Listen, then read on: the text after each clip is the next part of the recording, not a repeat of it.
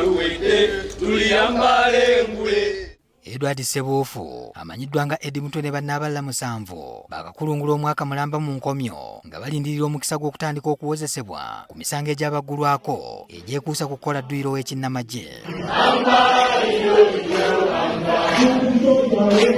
Emisango gino gyabaggulwako mu Gw'omunaana omwaka oguwedde. Enfunda eziwera bano bazze balabikako mu kkooti ng'oludda oluwaabi lutegeeza nga bwe lukyeteekateeka kale nga lwetaaga obudde obumala okukikola.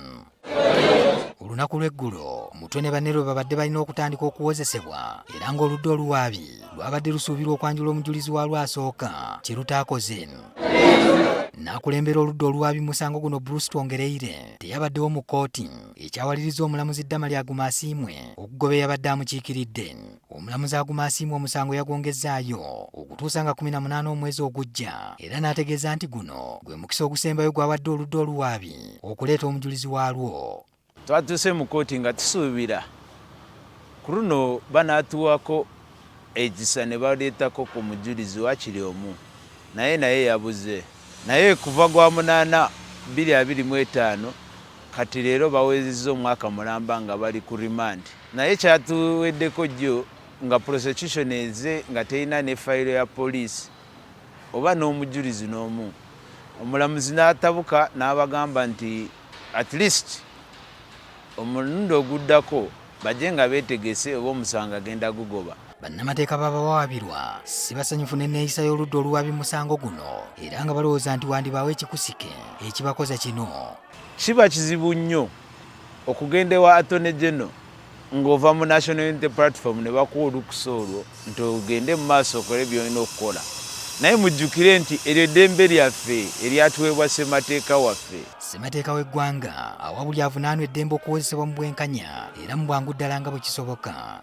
Kaakano bannamateeka bano bagamba nti eddembe ly'abantu baabwe lirinnyiddwa olw'embeera eno. Twataddeyo omusango mu Constitutional Court oba kkooti etaputa ssemateeka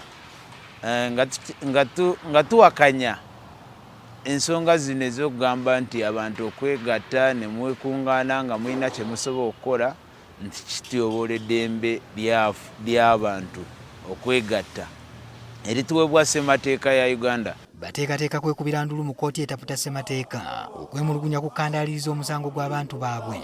Twataddeyo omusango mu Constitutional Court tusuubira kkooti eyo ku luno ejja kwanguwa nnyo okutuwa kye tusuubira okufuna era ekkiriziganye naffe nti etteeka eryo ery'okugamba nti mwegasse ne mukola doyiro eziringa ez'amagye lityoboola constitution yaffe oba ssemateeka. Kyokka mu kuwaayamu ne James Eremye Mawanda ayogerera ekitongole ekiramuzi gye buvuddeko yatubuulira ng'emisango gyonna bwe gikwatibwa n'obwangu obwetaagisa wabula ng'egimu gikandaalirira olw'obujulizi obuba bwetaagisa. Omulamuzi nga tannatuuka kugamba nti omusango waguze oba tewaguze alina kusooka kuwuliriza bujulizi.